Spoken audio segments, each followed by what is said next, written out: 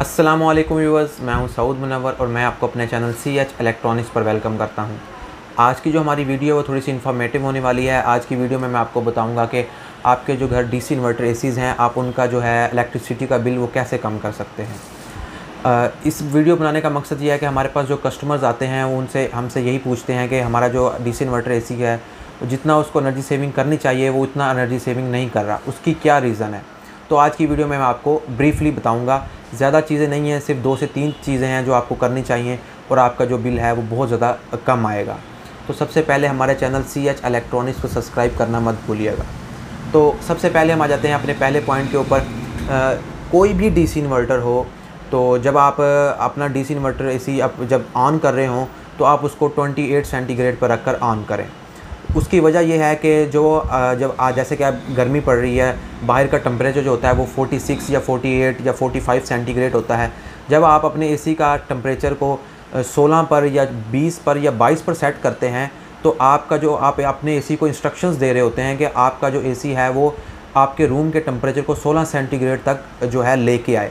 तो एसी के लिए इतना सेंटीग्रेड तक लेके आना बहुत मसला होता है, क्योंकि जो डीसी इन्वर्टर एसीज़ हैं वो ट्रिप नहीं होते। वो जो है वो जो सबसे पहले वो क्या करते हैं, आप 0 से लेकर 7, 6 या 7 या 8 एम्पेयर तक जाते हैं। जब आपके रूम मुकम्मल चिल हो जाता है तो वो 2 या 1.5 या 2.5 एम्पेयर 2 से 2.5 एम्पेयर पर आ जाते हैं। तो 2 और 2.5 एम्पेयर एक पेडिस्टल फ़ैन जितनी ये एक बिजली होती है।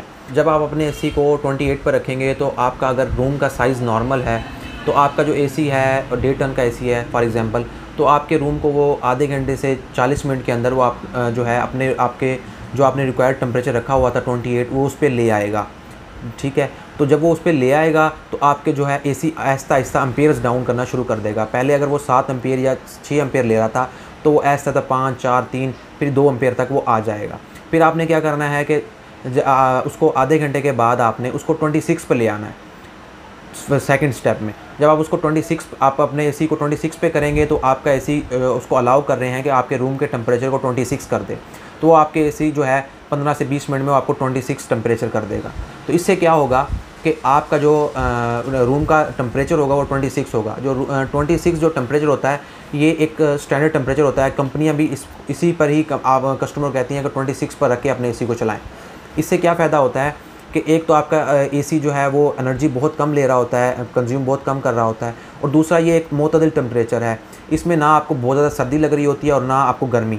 इसमें ये एक बहुत अच्छा टेम्परेचर होता है, कंफर्टेबल टेम्परेचर होता है आपके लिए सोने के लिए भी, और अगर आप वैसे बैठे हैं तो इससे आपका बिल में बहुत ज़्यादा फ़र्क आएगा।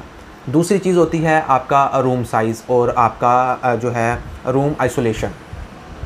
आप जो है पहले हम रूम साइज़ की बात कर लेते हैं। आपने क्या करना है कि आप जो अगर अपना एसी लगवा रहे हैं तो आप उस रूम में लगवाएं जो आपका एक नॉर्मल साइज़ रूम हो। किसी बहुत बड़े रूम में अपना एसी ना लगवाएं। अगर फॉर एग्ज़ाम्पल आपका 1 टन का रूम है तो आप उसमें 1.5 टन वाला एसी लगवाएं। उससे क्या होगा कि डीसी इन्वर्टर, जैसे मैंने आपको पहले बताया कि ये जब आपके रूम को ठंडा कर देता है तो इससे क्या करता है, ये अपने एम्पेयर्स डाउन करना शुरू कर देता है। फॉर एग्ज़ाम्पल अगर आपका 1 टन का एसी आपके नॉर्मल साइज़ के रूम को वो आधे घंटे में ठंडा कर रहा है तो 1.5 टन का एसी उसे 15 मिनट में ठंडा करके अपने एम्पेयर्स को डाउन कर देगा। इससे क्या होगा कि आपका बिजली का जो बिल है वो बहुत उससे आधे से भी कम आएगा। जो नॉर्मल एसी हुआ करते थे वो जो है ट्रिप कर जाते थे, जो जितना आपने उस पर टेम्परेचर रखा हुआ था वो उस पर जाकर वो ट्रिप कर जाते थे। लेकिन डीसी इन्वर्टर ऐसे नहीं होते। ये अपने जो है ये मुस्तकिल चलते हैं एसीज़, लेकिन ये अपने एम्पेयर्स को डाउन कर देते हैं। तो आपने सबसे पहले क्या करना है कि आप जिस भी रूम में लगवा रहे हो उसका जो है साइज़ नॉर्मल होना चाहिए, तो और उसमें किसी बड़े कमरे में ना लगवाएं, और उस रूम में आप अपना एसी लगवाएं जो चारों तरफ से कवर हो, हर साइड से जिसमें रूम हो। अगर नहीं है तो फिर उसमें तो उसका कोई हल नहीं है, आपने लगवाना तो है, लेकिन कोशिश करें वहाँ लगवाएं जहाँ पे आपको डायरेक्ट सनलाइट नहीं पड़ रही और वो 2-3 साइड से कवर है और उसके ऊपर भी रूम है।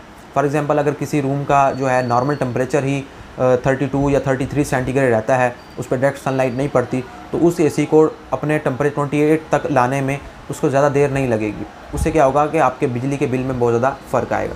तो दूसरा ये है कि आपने अपने रूम को जो है एयर टाइट रखना है कि आपका जो दरवाज़ा है वो बार बार ना खुले।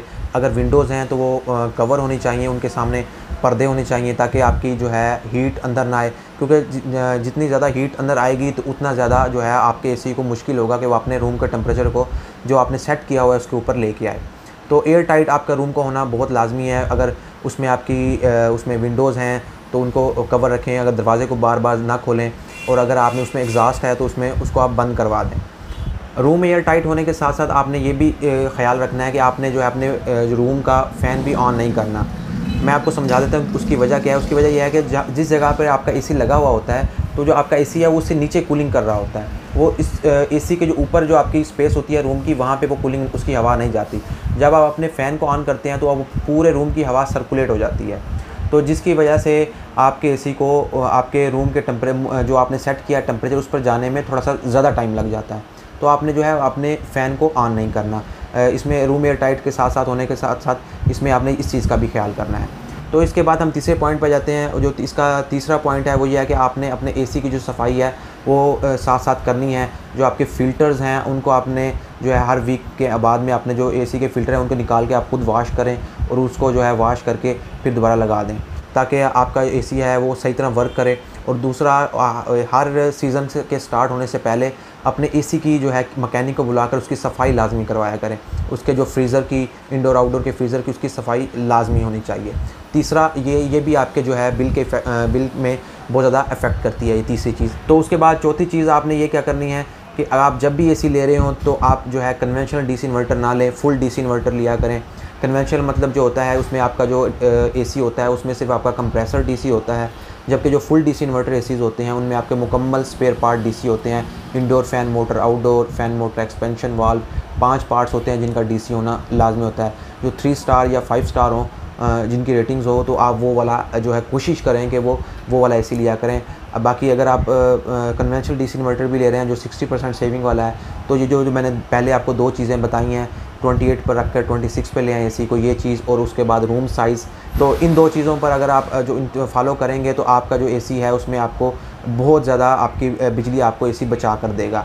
ये जो हमारे पास जो कस्टमर्स आते हैं हम उनको जो इंस्ट्रक्शंस हैं वो यही देते हैं, तो मैंने सोचा कि इसके ऊपर एक वीडियो बना ली जाए। तो ये थी हमारी आज की वीडियो अच्छी लगे तो वीडियो को लाइक कीजिएगा और हमारे चैनल CH इलेक्ट्रॉनिक्स सब्सक्राइब करना मत भूलिएगा। बहुत शुक्रिया। अल्लाह हाफिज़।